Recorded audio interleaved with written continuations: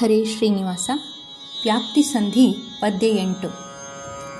ಜಾಗರ ಸ್ವಪ್ನಂಗಳೊಳು ವರಭೋಗಿ ಶಯನ ಬಹು ಪ್ರಕಾರ ವಿಭಾಗಗೈಸಿ ನಿರಂಶ ಜೀವರ ಚಿಚ್ಚರೀರವನು ಭೋಗವಿತ್ತು ಸುಷುಪ್ತಿ ಕಾಲದಿ ಸಾಗರವನದಿ ಕೂಡುವಂತೆ ವಿಯೋಗರಹಿತನು ಅಂಶಗಳ ಏಕತ್ರ ವೈದಿಸುವ. ಶ್ರೀ ಗುರುಭ್ಯೋ ನಮಃ. ವ್ಯಾಪ್ತಿ ಸಂಧಿಯ 8ನೆಯ ನುಡಿಯನ್ನು ಆಲಿಸಿ ಅರ್ಥವನ್ನು ತಿಳಿಯುವ ಪ್ರಯತ್ನವನ್ನು ಮಾಡೋಣ. ಜಾಗರ ಸ್ವಪ್ನಗಳೊಳುವರ ಭೋಗಿ ಶಯನ ಬಹು ಪ್ರಕಾರ ವಿಭಾಗಗೈಸಿ ನಿರಂಶ ಜೀವರ ಚಿಚ್ಚರೀರವನು ಭೋಗವಿತ್ತು ಸುಷುಪ್ತಿ ಕಾಲಕ್ಕೆ ಸಾಗರವನದಿ ಕೂಡುವಂತೆ ವಿಯೋಗರಹಿತನು ಅಂಶಗಳನ್ನೇಕತ್ರ ಎಯ್ದಿಸುವ. ಈ ನುಡಿಯಲ್ಲಿ ದಾಸರು ಜಾಗರ, ಸ್ವಪ್ನ, ಸುಷುಪ್ತಿ ಈ ಅವಸ್ಥೆಗಳಲ್ಲಿ ಇರುವ ಶ್ರೀಹರಿಯ ವ್ಯಾಪ್ತಿಯನ್ನು ನದಿ ಹಾಗೂ ಸಮುದ್ರದ ದೃಷ್ಟಾಂತದೊಡನೆ ತಿಳಿಸುತ್ತಾರೆ. ಶಬ್ದಾರ್ಥ: ವರಭೋಗಿ ಶಯನ ಎಂದರೆ ಉತ್ತಮವಾದ ಸರ್ಪವನ್ನು ಹಾಸಿಗೆಯಾಗಿ ಉಳ್ಳ ಪರಮಾತ್ಮ. ನಿರಂಶ ಜೀವರು ಎಂದರೆ ಅಂಶರಹಿತರಾದ ಮನುಷ್ಯ ಜೀವರು. ಜಾಗರ ಎಂದರೆ ಎಚ್ಚರ, ಸುಷುಪ್ತಿ ಎಂದರೆ ಗಾಢನಿದ್ರೆ, ಏಕತ್ರ ಎಂದರೆ ಒಂದೇ ಸ್ಥಳದಲ್ಲಿ ಎಂಬುದಾಗಿ ಶಬ್ದಾರ್ಥಗಳು.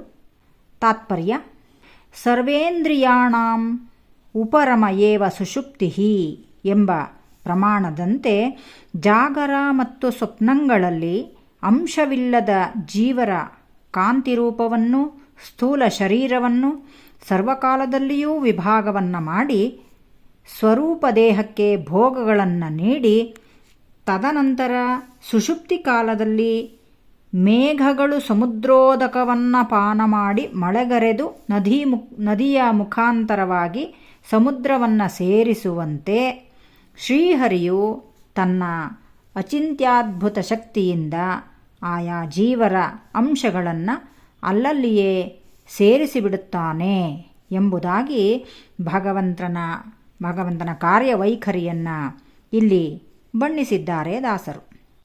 ಈ ನುಡಿಯು ಅಣುವ್ಯಾಖ್ಯಾನದ ಉಲ್ಲೇಖದಂತೆ ಇದೆ.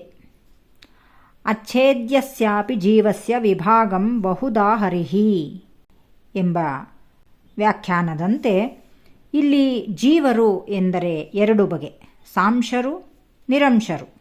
ದೇವತೆಗಳು, ಅಸುರರು ಸಾಂಶರು.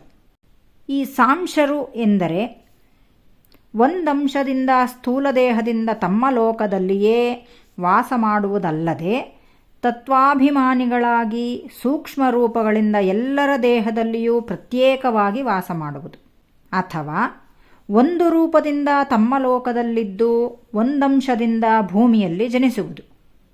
ಇವರೇ ಸಾಂಶರು. ಇದಕ್ಕೆ ಉದಾಹರಣೆ ಕೊಡುವುದಾದರೆ ವಾಯುದೇವರು. ಅವರು ಮೂಲ ರೂಪದಿಂದ ತಮ್ಮ ಲೋಕದಲ್ಲಿದ್ದರೂ ಒಂದಂಶದಿಂದ ಹನುಮಭೀಮ ಮಧ್ವರಾಗಿ ಭೂಮಿಯಲ್ಲಿ ಅವತಾರ ಮಾಡಿದರು. ಮತ್ತೊಂದು ಉದಾಹರಣೆ: ಇಂದ್ರದೇವರು ಸಹ ಸ್ವರ್ಗಾಧಿಪತಿಯಾಗಿದ್ದರೂ ಒಂದಂಶದಿಂದ ಅರ್ಜುನನಾಗಿ ವಾಲಿಯಾಗಿ ಬಂದಿದ್ದು. ಇವರೆಲ್ಲರೂ ಸಾಂಶರೇ. ಆದರೆ ಮನುಷ್ಯಾದಿ ತೃಣಾಂತ ಜೀವರು ಹಾಗಲ್ಲ.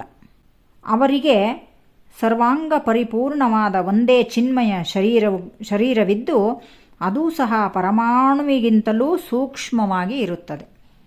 ಈ ನಿರಂಶರಾದ ಜೀವರಿಗೆ ಸ್ವಪ್ನ ಕಾಲದಲ್ಲಿ ಮಲಗಿರುವ ಜೀವನ ಅಂಶವನ್ನು ವಿಭಾಗಿಸಿ ಸ್ಥೂಲ ದೇಹಾಂತರವನ್ನು ಮಾಡಿಸಿ ಅವರಿಗೆ ಭೋಗಾನುಭೋಗ ಶಕ್ತಿಯನ್ನು ನೀಡಿ ಸುಷುಪ್ತಿ ಕಾಲದಲ್ಲಿ ಅವರಿಗೆ ಸಾಗರ ನದಿ ಸೇರುವಂತೆ ಆಯಾ ಅಂಶಗಳನ್ನು ಮತ್ತೆ ಒಂದಾಗಿಸುವ ಶ್ರೀಹರಿಯ ಈ ವ್ಯಾಪಾರವು ಅತಿ ಅದ್ಭುತವಾದ ಒಂದು ಕಾರ್ಯವೈಖರಿ ಎಂದು ದಾಸರು ಇಲ್ಲಿ ಶ್ರೀಹರಿಯನ್ನು, ಅವನ ವ್ಯಾಪಾರವನ್ನು ಬಣ್ಣಿಸಿ ತಿಳಿಸಿರುತ್ತಾರೆ.